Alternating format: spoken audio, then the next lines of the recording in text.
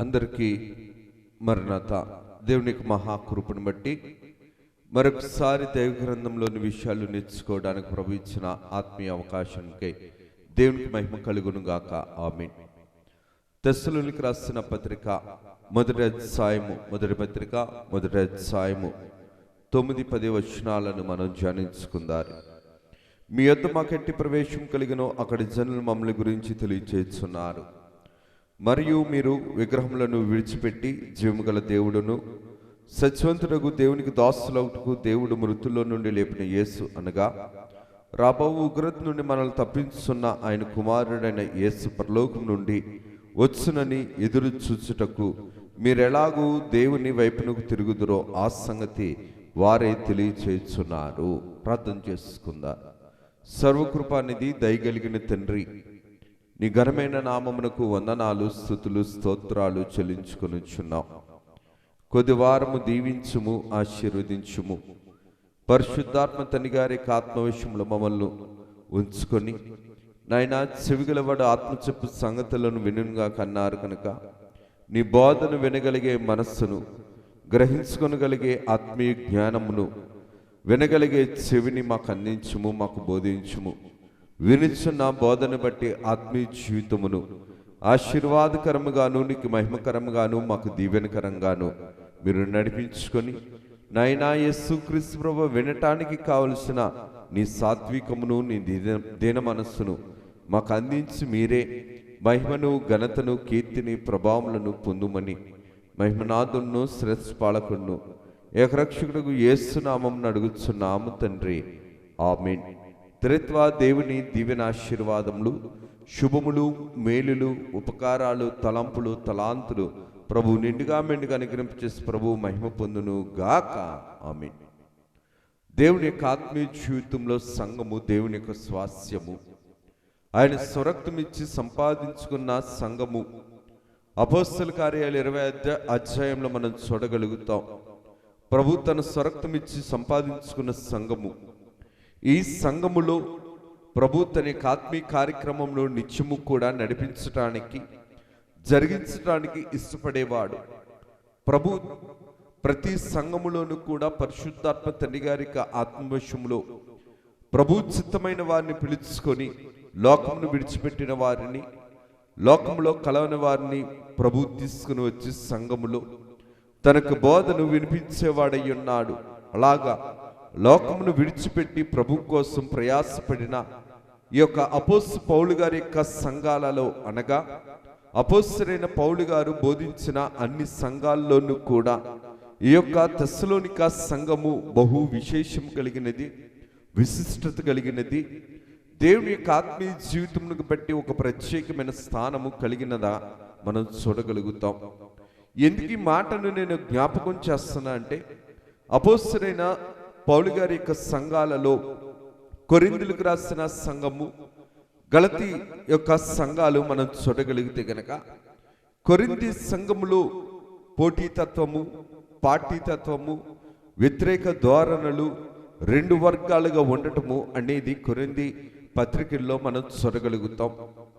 గలతీ పత్రికకి వచ్చేటప్పటికి, అనగా గలతీయులకు రాసిన పత్రిక ద్వారా మనం చూడగలిగితే గనక ఈ యొక్క సంఘము భ్రష్టత్వ సంబంధమైన బోధలు, దుర్బోధలు కలిగిన సంఘముగాను, యథార్థత లేని బోధ కలిగిన సంఘముగాను, మనుషులను మెప్పించే బోధ కలిగిన సంఘముగాను కొన్ని విషయాలు గలతీ పత్రికల్లో మనం చూడగలుగుతాం. కానీ ఈ తెస్సలోనిక పత్రికలో మనం చూడగలిగితే గనక ఇది స్మరణ వంటి సంఘముగాను, శ్రమల్లో దేవుణ్ణి హత్తుకున్న సంఘముగాను, దేవుని కొరకు లోకమును, విగ్రహారాధనలను, సమస్తమును విడిచిపెట్టి దేవుని కొరకు మరి ఎదిగిన సంఘముగాను, ఈ యొక్క రాకడ బోధను విన్న సంఘముగాను తెస్సలోనిక పత్రికలో మనం చూడగలుగుతున్నాం. సంఘము అనే పదము ఎక్లేషియా అనే భాషలో, ఎక్లీషియా అనే పదములో నుంచి వచ్చింది. ఈ ఎక్లేషియా అనగా ప్రత్యేకింపబడింది. ఇది గ్రీకు పదము. ఎక్లేషియా అనగా ప్రత్యేకింపబడిన సముదాయము, ప్రత్యేకింపబడిన జనాంగము, అనగా ప్రత్యేకింపబడిన గుంపు, క్రమమైన గుంపు, ప్రత్యేకింపబడిన జనము, ఏర్పాటు చేయబడిన ప్రజ అని ఈ యొక్క ఎక్లీషియా అనే మాటకు అర్థంగా మనం చూడగలుగుతున్నాం. పాత నిబంధన గ్రంథములు కూడా ఇశ్రాయేలు ప్రత్యేకింపబడిన వారు, ప్రత్యేకింపబడిన ప్రజ, దేవుని చేత ఏర్పాటు చేయబడిన సంఘము, ప్రత్యేకముగా ఇశ్రాయేళ్ల సభగా తమను తాము దేవుని బట్టి రుజువుపరుచుకున్న సంఘము పాత నిబంధన గ్రంథములో ఇశ్రాయేల్ యొక్క జనాంగము.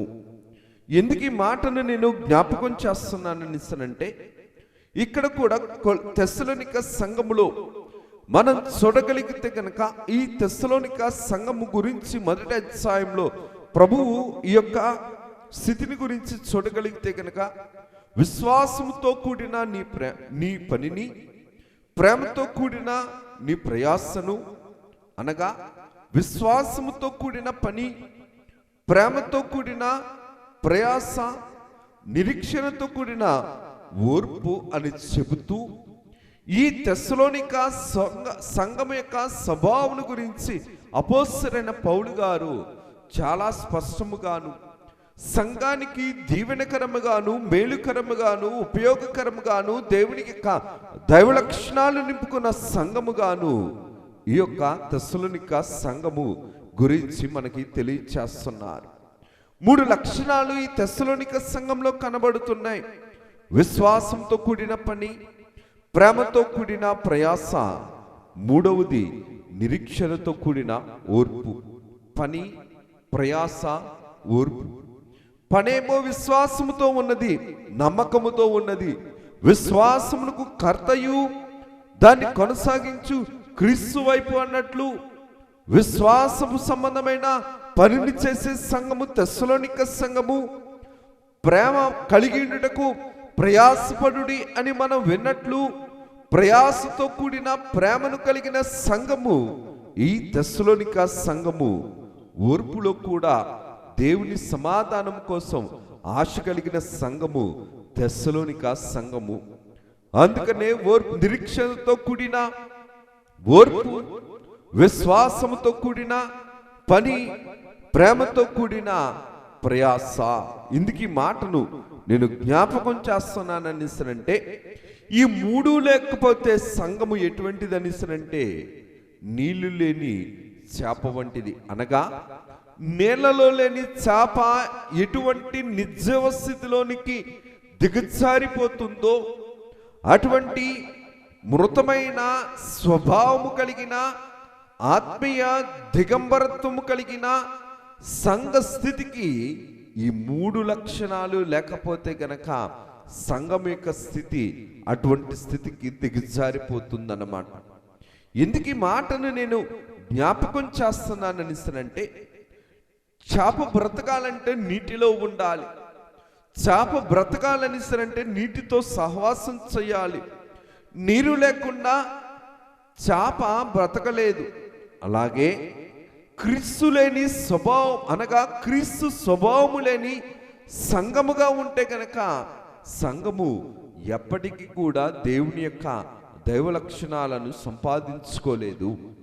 సంఘము దేవుని యొక్క దైవ లక్షణాలను సంపాదించుకుంటూ దేవుని స్వభావం కోసము పాటుపడుతూ ప్రభువు అన్న మాట ప్రకారము నేనుండు స్థలంలో మీరును ఉండులాగున అన్నట్లు దేవుడు చెబుతున్న మాటలు. ఎందుకు ఈ మాటలను మనం జ్ఞాపకం చేసుకోవాలనిస్తానంటే, అపోస్తలుడైన పౌలు గారు తెస్సలోనిక సంఘము గురించి చాలా ప్రత్యేకించి ఆ సంఘము యొక్క పనిని గురించి, ప్రయాస గురించి, ఓర్పు గురించి, నిరీక్షణను గురించి, సంఘములో ఉన్నటువంటి అందరి ప్రేమను కూడా తెలియచేస్తూ దీవిస్తూ దేవుని యొక్క దైవ లక్షణాలు కలిగిన సంఘముగా ఉన్న సంఘము.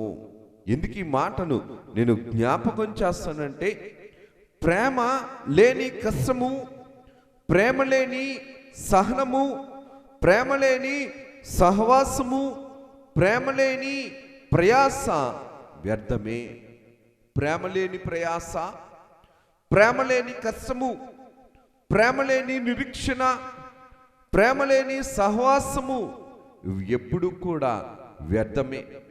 వేరు లేకుండా చెట్టు పెరిగితే ఏం ప్రయోజనం ఉంటుందో, ప్రేమ లేకపోతే, దైవ ప్రేమ లేకపోతే సంఘములో దేవునితో ఎంత సహవాసము చేసినా, దేవుని యొక్క కార్యములను ఎంత కష్టపడినా సరే, ఎంత నిరీక్షణతో మనం ఉంటున్నప్పటికీ కూడా దైవ ప్రేమ లేని సంఘము దేవుని దృష్టిలో వ్యర్థము కలిగినది. ఇందుకు ఈ మాటను నేను జ్ఞాపకం చేస్తానంటే, ప్రేమ ఎక్కడ ఉంటుందో గద్దింపు కూడా అక్కడే ఉంటుంది. ప్రేమ ఎక్కడైతే ఉంటుందో దేవుని యొక్క గద్దింపు కూడా అక్కడే ఉంటుంది. ప్రేమ ఎక్కడైతే ఉంటుందో దేవుని మందలింపు కూడా అక్కడే ఉంటుంది. ప్రేమ ఎక్కడైతే ఉంటుందో క్రమపరచడానికి దైవ శిక్షణ కూడా అక్కడే ఉంటుంది. అందుకనే వీరి యొక్క దైవ లక్షణాలు దేవునికి అంగీకారముగా నడిపింపబడాలి. వీరి యొక్క దైవ స్థితి రేపొద్దున్న రాబోవు ఉగ్రత నుంచి తప్పించుకోవాలి.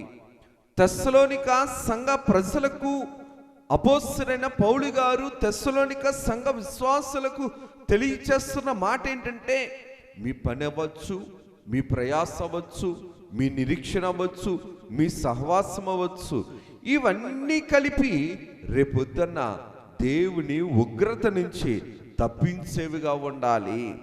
లోకమును చేర్చుకునే వారముగా కాక, లోకాశక్తి కలిగిన వారముగా దేవుణ్ణి ప్రేమించే వారిగా ఉండకూడదు.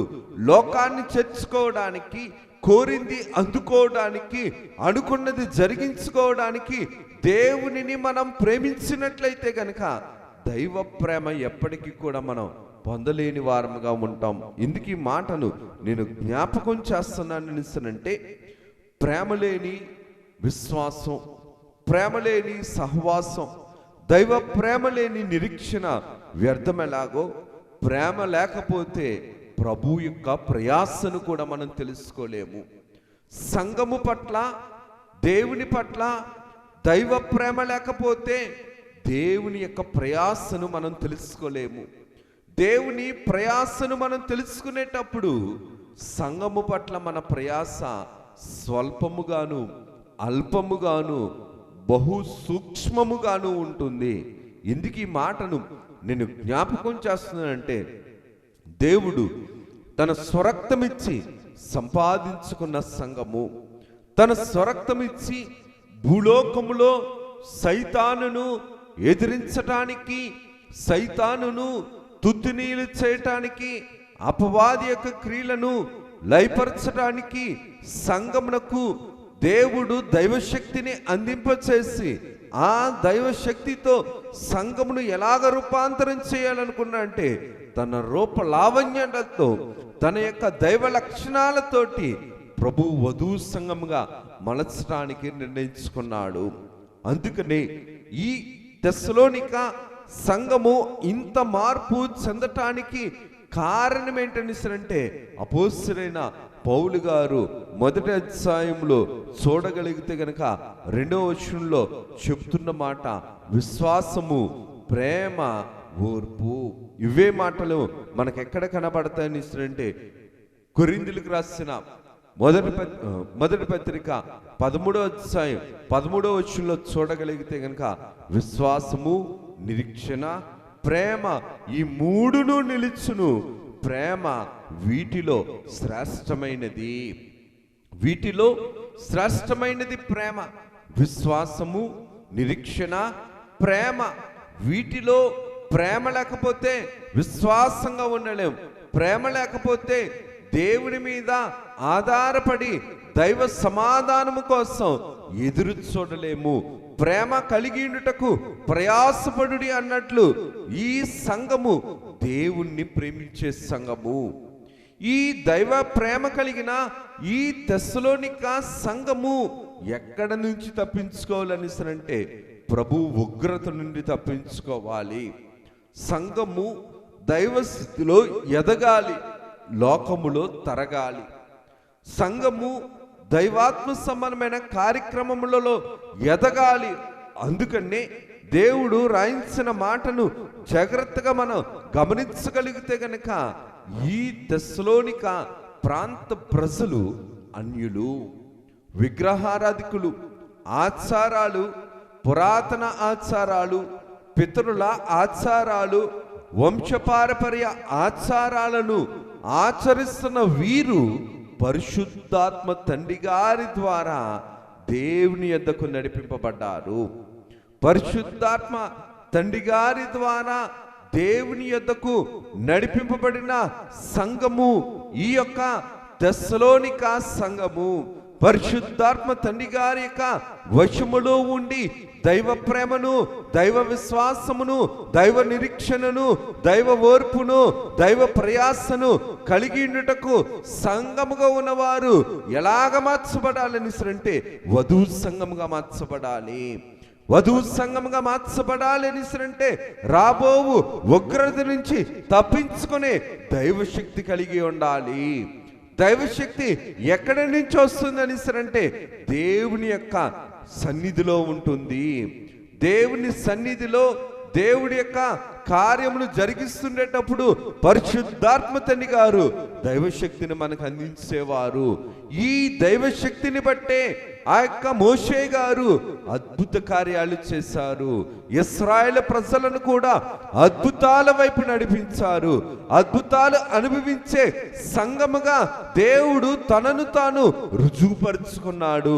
కారణం ఏంటని అంటే దైవశక్తి వధువు సంఘ శక్తిగా మార్చగలదు. దైవశక్తి వధువు సంఘ స్థాయికి తీసుకుని వెళ్ళగలదు. దైవశక్తి లేనిదే వధువు సంఘముగా మనం మార్చబడలేము. వధువు సంఘముగా మనం మార్చబడాలి అని అంటే దైవశక్తిని మనం సంపాదించుకొని లోకమును, అపవాదిని, అపవాది క్రియలను, ఈ యుగ దేవత సంబంధమైన స్థితినంతటిని కూడా మనం అణిచివేసుకోవలసిన వారమై ఉన్నాం, జయించవలసిన వారమై ఉన్నాం, అపవాది క్రియలను లయపరచవలసిన వారమై ఉన్నాం. ఇందుకు ఈ మాటను నేను జ్ఞాపకం చేస్తున్నానని అంటే ప్రభువు రాయించిన మాటను బట్టి జాగ్రత్తగా చూస్తే గనుక యెహెజ్కేలు గ్రంథము 11వ అధ్యాయము 5వ వచనంలో ప్రభువు ఒక మాట రాయించారు. వారికి మనసు పుట్టుట ద్వారా దైవ సహాయముతో వారు హృదయాంతరంగాలను ఎరగగలిగారు, తెలుసుకోగలిగారు, నడిపించుకోగలిగారు. ఎందుకు ఈ మాటను నేను జ్ఞాపకం చేస్తానంటే ఈ తెస్సలోనిక సంఘము దైవ ప్రేరేపణ కలిగి దైవాత్మ సంబంధమైన నూతన స్వభావమును, నూతన మనస్సును, క్రొత్త మనస్సును క్రీస్తు యేసునందున్నవాడు నూతన సృష్టి అన్నట్లు నూతనమైన మనస్సును కలిగిన వారు వీరు. నూతనమైన మనస్సు అనగా దేవుని కొరకు, అసలైన దేవుని కొరకు, అసలైన యేసుక్రీస్తు ప్రభు కొరకు, మృతుల్లో నుండి లేచిన యేసుక్రీస్తు ప్రభు కొరకు ప్రేమ కలిగిన వారు, ప్రయాస కలిగిన వారు, ఓర్పు కలిగిన వారు. ఈ ఓర్పు, ఈ ప్రయాస, ఈ విశ్వాసము, ఈ పని సమస్తము కూడా ఏం చేయాలని అంటే ఉగ్రత నుంచి, రాబోవు ప్రభు దినము నుంచి, యెహోవా దినమును, ఆ యొక్క మహా ఉగ్రత నుంచి తప్పింపబడే ఓర్పు కలిగిన వారిగా, దైవ ప్రేమ కలిగిన వారిగా, దైవ విశ్వాసము కలిగిన వారిగా నిలవబడాలి అని చెప్పి ఇంకను ప్రోత్సాహపరుస్తున్నారు ఈ తెస్సలోనిక సంఘము కొరకు. ఎందుకు ఈ మాటను నేను జ్ఞాపకం చేస్తున్నా అంటే దైవశక్తి లేనప్పుడు, దైవశక్తి, దైవ కృప లేనప్పుడు దేవుడి ఉగ్రతకు మనం లోబడిపోతాం. దేవుని యొక్క న్యాయము వైపు వెళ్ళిపోతాం. దేవుని యొక్క న్యాయములోనికి అనగా తీర్పులోనికి మనం వెళ్లకుండా ఉండాలని అంటే దైవశక్తిని కలిగి ఉండాలి. దైవశక్తిని కలిగి ఉండకపోతే దేవుడే తన ఉగ్రతను పంపించేవాడై ఉన్నాడు. బైబిల్ గ్రంథములో నిర్గమకాండము 32వ అధ్యాయము 11వ వచనాన్ని చూస్తే గనుక మోషే తన దేవుడైన యెహోవాను బ్రతిమలాడుకొని, యెహోవా నీవు మా శక్తి వలన, బాహుబలము వలన ఐగుప్తు దేశంలో నుండి రప్పించిన ఈ ప్రజల మీద నీ కోపము మండనేలా, నీ కోపము మండనేలా. దైవశక్తి దైవ ఉగ్రత నుంచి తప్పిస్తుంది. దేవుని యొక్క దైవ ప్రేమ మనలో ఉంటే, దైవ విశ్వాసము మనలో ఉంటే, ఎన్ని ప్రతికూలతలు వచ్చినా సరే, కష్టం వచ్చినా, నష్టం వచ్చినా, ఇష్టమున్నా ఇష్టము లేకపోయినా, భ్రష్టుడైనా దేవుణ్ణి శ్రాష్ట అనుటను బట్టి దైవశక్తి సైతాను సమానమైన పాప ఫలితమునకు స్థానము, శక్తి లేకుండా చేస్తుంది. దైవశక్తి దేవుని వైపు నడిపిస్తుంది. దైవశక్తి దేవుని కార్యక్రమం వైపు నడిపిస్తుంది. దైవశక్తి ఉన్నంత కాలము కూడా దేవుని యొక్క అద్భుతాలను మనం పొందగలిగే వారముగా ఉంటాం. దైవశక్తి ఉన్నంత కాలము కూడా దేవుని యొక్క ప్రేరేపణ కలిగి ఆయన వధువు సంఘపు స్థానము కొరకు ఎదురు చూసే వారముగా ఉంటాం. ఆసక్తి కలిగి ఉంటాం.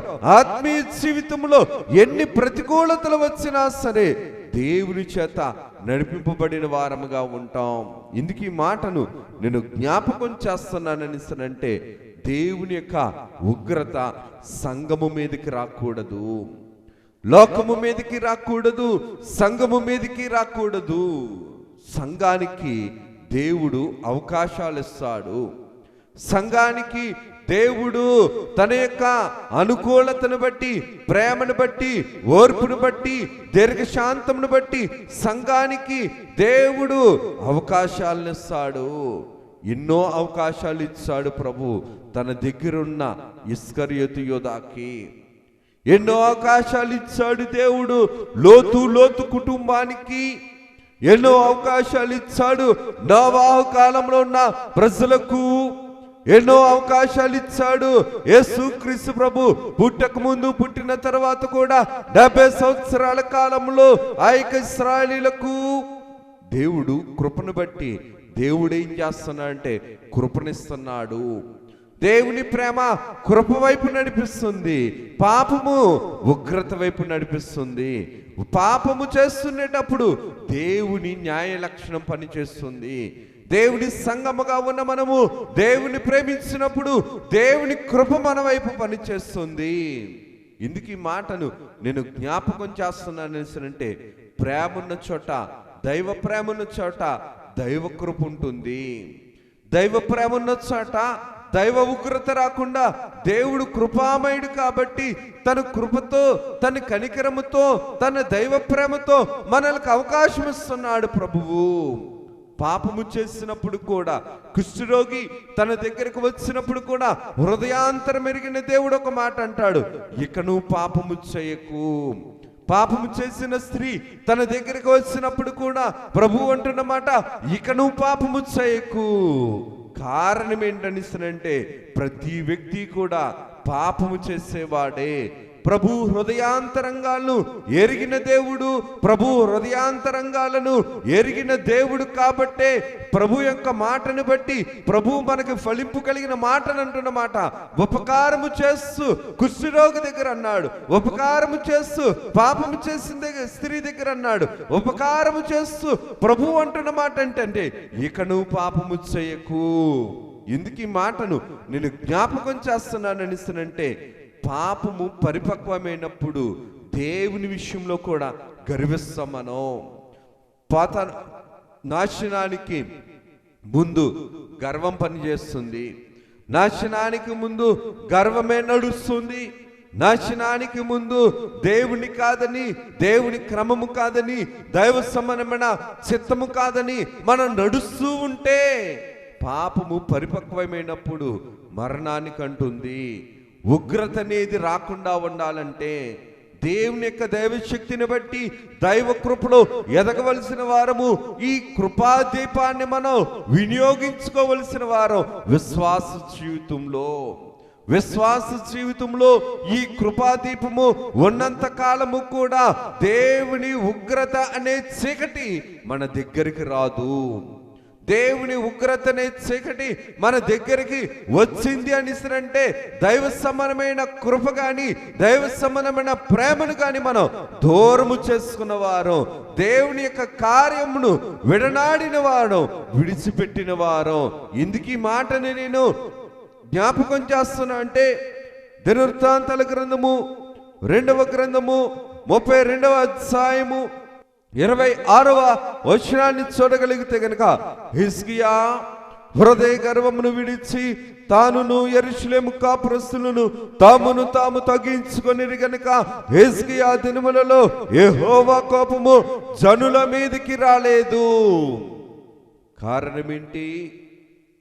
యెహోవా కోపము జనుల మీదికి రాలేదు. హృదయములో ఆత్మీయ గర్వం ఉండేటప్పుడు, ఆత్మీయ అతిశయం ఉండేటప్పుడు, ఆత్మీయ సంబంధమైన ప్రభువుని దూరము చేసే దుష్ట అధికారము ఉండేటప్పుడు హిజ్కియా మీద దేవుని ఉగ్రత రావాల్సింది. కానీ దేవుడు అంటున్న మాట ఏంటంటే, హృదయ గర్వమును విడిచి హిజ్కియాను యెరూషలేములో ఉన్నటువంటి పట్టణస్థులను తమ్మును తాము దేవుని విషయంలో తగ్గించుకొనిరి. ఇందుకు ఈ మాటను నేను జ్ఞాపకం చేస్తానంటే, హృదయ గర్వము హృదయాన్నే కాదు, ఆత్మీయ జీవితాన్నే కాదు, భవిష్యత్తునే కాదు, తరతరాలను కూడా పాడు చేసేది, తరతరాలను కూడా విచ్ఛిన్నము చేసేది. అటువంటి రాబోవు ఉగ్రత నుంచి తప్పించడానికి దేవుడు సంఘానికి ఇచ్చిన గొప్ప స్థితి ఏంటంటే కృపనే దీపము.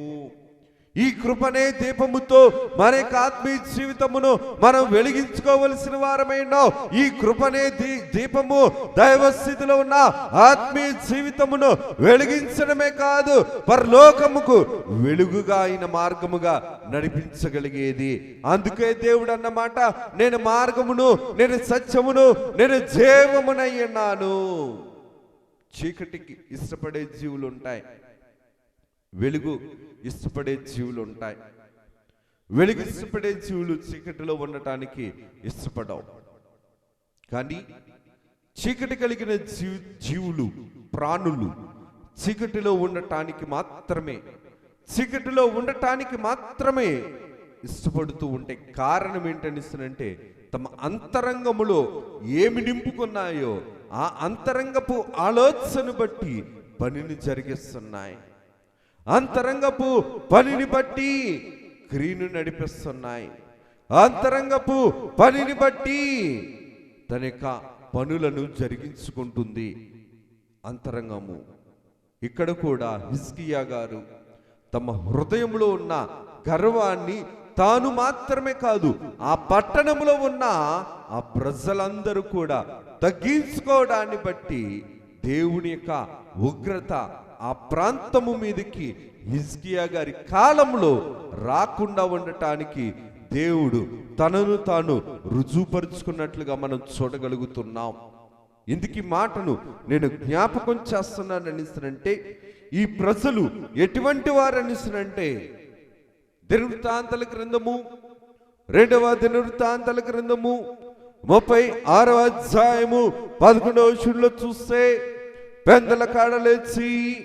పెందల కాడలేచి పంపుచూ వచ్చిన వారు దేవుని దూతలను ఎగతాళి చేయించు, ఆయన వాక్యములను తృణీకరించుచు, ఆయన ప్రవక్తలను హింసించుచు రాగా నివారింప సఖ్యము కాకుండా యెహోవా కోపము ఆయన జనుల మీదకి వచ్చెను. చూడండి, పాత నిబంధన గ్రంథంలో వాక్యాన్ని బట్టి మనం చూడగలిగితే గనక ఉగ్రత ఎవరి మీదకి వచ్చింది, ఎందుకు వచ్చింది, ఎలాగ వచ్చింది, ఎవరు పంపించారు అని వాక్యము ద్వారా మనం చూడగలిగితే గనక ప్రభువు రాయిస్తున్న మాట దినవృత్తాంతాల 2వ గ్రంథము 36వ అధ్యాయము 16వ వచనం, పెందల కాడలేచి పంపుచూ వచ్చిన వారు దేవుని దూతలను ఎగతాళి చేయుచు, ఆయన వాక్యములను తృణీకరించుచు, ఆయన ప్రవక్తలను హింసించుచు రాగా నివారింప సఖ్యము కాకుండా, పైనేమో తగ్గింపు స్వభావాన్ని బట్టి ఉగ్రత ఆగింది. కానీ ప్రజలను బాధ పెట్టడం మాత్రమే కాదు, దేవుని ప్రజలను, దేవుని వాక్యమును, దైవ సంబంధమైన క్రమమును, మాటలను, వాక్యమును తృణీకరించడాన్ని బట్టి వీరి మీదకి ఉగ్రత వచ్చింది. ప్రవక్తలను హింసించారు, వారి మాటలను, వారిని ఎగతాళి చేశారు. దేవుని యొక్క ప్రజలను హేళన చేశారు. ప్రభు పంపించిన దేవదూతల వంటి ప్రవక్తలను నిర్లక్ష్యము చేశారు. దేవుని యొక్క మాట వినిపిస్తుండేటప్పుడు తృణీకరించారు, ఇష్టపడలేదు, నష్టముగా ఇచ్చారు, కష్టముగా ఇచ్చారు. అందుకని దేవుడు రాయించిన మాట ప్రకారం మనం చూస్తే, ప్రవక్తలను హింసించి చూరాగా నివారింప సత్యము కాకుండా యెహోవా కోపము ఆయన జనుల మీదకి వచ్చెను. ఎవరు జనులు? దేవుడి యొక్క ప్రజలే ఒకప్పుడు వేరు. సంఘం అనుకున్న వారే పాత నిబంధన గ్రంథములో. కానీ దేవుని యొక్క ఉగ్రత వీరి మీదకి రావటానికి కారణం ఏంటంటే, సంఘం అని అనుకున్నారు కానీ ఏ దేవుని మాట అయితే వినాలో, ఏ దేవుని వల్ల అయితే ఉపకారం పొందారో, ఏ దేవుని వల్ల అయితే అపకారం పొందారో ఆ దేవుని మాటను, ఆ దేవుని యొక్క క్రమమును నిర్లక్ష్యము చేశారు, తృణీకరించుకున్నారు. కాబట్టి నివారింప సఖ్యము కాని ఉగ్రత వారి మీదకి వచ్చింది. ఇందుకు ఈ మాటను నేను జ్ఞాపకం చేస్తానంటే, వీరిలో విశ్వాసము లేదు, దైవ విశ్వాసము లేదు, దైవ ప్రేమ లేదు, దైవ సంబంధమైన ఆసక్తి లేదు, దైవ సంబంధమైన ఓర్పు లేదు. అందుకనే లోకము వైపు, విగ్రహారాధన వైపు, ఇతరితర అన్యాచారాల వైపు దేవుని ప్రజలు వెళ్ళారు. కాబట్టి వీరి యొక్క స్థితి ఎలాగ మార్చబడిపోయింది అంటే, ఉగ్రతకు కారణముగా మార్చబడిపోయింది. ఇర్మియా గ్రంథంలో మనం చదువుకుంటాం, ఎవరి యొక్క పాపమునకు వారే కారకులు మాత్రమే కాక మీకు కీడు రావటానికి కారణము మీ పాపములే అని మనం విన్నాం. ఇర్మియా గ్రంథం మనం చదువుకునేటప్పుడు ఇది మాటను నేను జ్ఞాపకం చేస్తున్నానంటే, దేవుడు శ్రమను పంపించేవాడు కాదు. దేవుని కాదని పాపములో పెరుగుతున్న మనము, శాపమును ఆశిస్తున్న మనము దైవ సంబంధమైన కృపను నిర్లక్ష్యం చేస్తాము. కాబట్టి ఆ దైవ సంబంధమైన కృపను నిర్లక్ష్యము చేయటాన్ని బట్టి ఏమొచ్చింది అంటే, పాపము శిక్షను తీసుకొని వచ్చింది. పాపము, దోషము శ్రమను తీసుకొని వచ్చింది, కష్టమును తీసుకొని వచ్చింది, నష్టమును తీసుకొని వచ్చింది. ఇందుకు ఈ మాటను నేను జ్ఞాపకం చేస్తానంటే, ఈ దశలోనిక సంఘము కూడా దైవ ప్రేమలో ఉన్న సంఘము. కాబట్టి అపోస్తలుడైన పౌలు గారు ఈ సంఘము విషయకై మందలిస్తున్నారు, గద్దిస్తున్నారు, రాబోవు ఉగ్రత గురించి హెచ్చరిస్తున్నారు. యేసుక్రీస్తు ప్రభు మృతుల్లో నుంచి లేచిన వాడిని సాక్ష్యాన్ని వినిపిస్తున్నారు. కనుక దేవుని యొక్క ఆత్మీయ జీవితంలో, ఆత్మీయ స్థితిని బట్టి మనం చూడగలిగితే గనక, దేవుడు రాయించిన మాటను బట్టి మనం చూడగలిగితే గనక, ఈ యొక్క ప్రత్యేకింపబడిన వారు ప్రత్యేకంగానే ఉండాలి. ఏర్పాటులో ఉన్నవారు ఏర్పాటులోనే ఉండాలి. ప్రత్యేకింపబడిన ప్రజగా ఉన్న ఈ గుంపు వారు వధువు సంగమగా మార్చబట్టానికి దేవుడి సొత్తుగానే ఉండాలి కానీ సైతాను హత్తుకునే వారిగా ఉండకూడదు. లోకమును పట్టుకునే వారముగా ఉండకూడదు. లోకముతో ఏకమయ్యేది సంఘము కాదు కదా.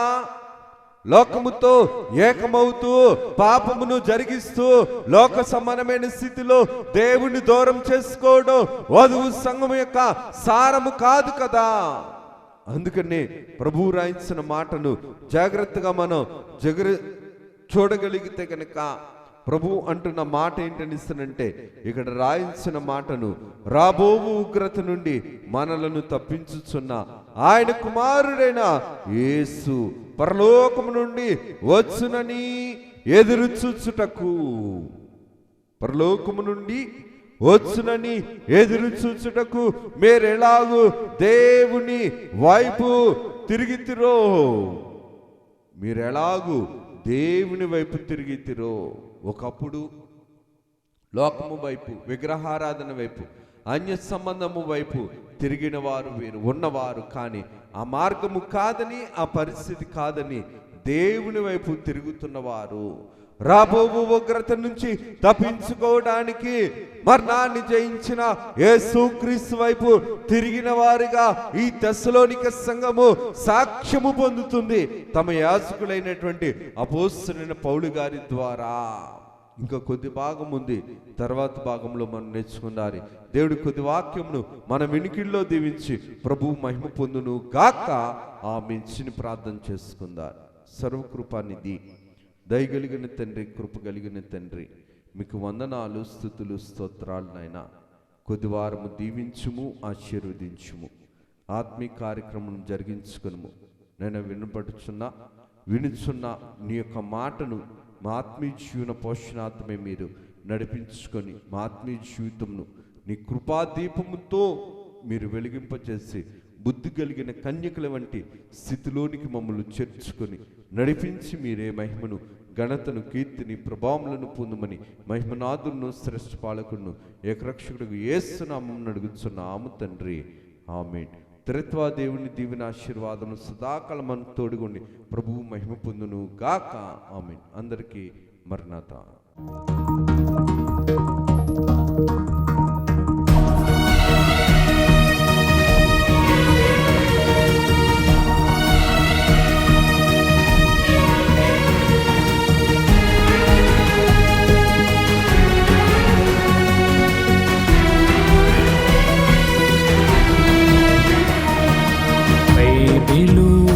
ప్రకటన బయలుపరచిన ప్రకటన, యేసయ్య ప్రకటన, దాసయ్య ప్రకటన, పరలోక ప్రకటన, పరిశుద్ధ ప్రకటన, యేసయ్య ప్రకటన, దాసయ్య ప్రకటన, పరలోక ప్రకటన, పరిశుద్ధ ప్రకటన.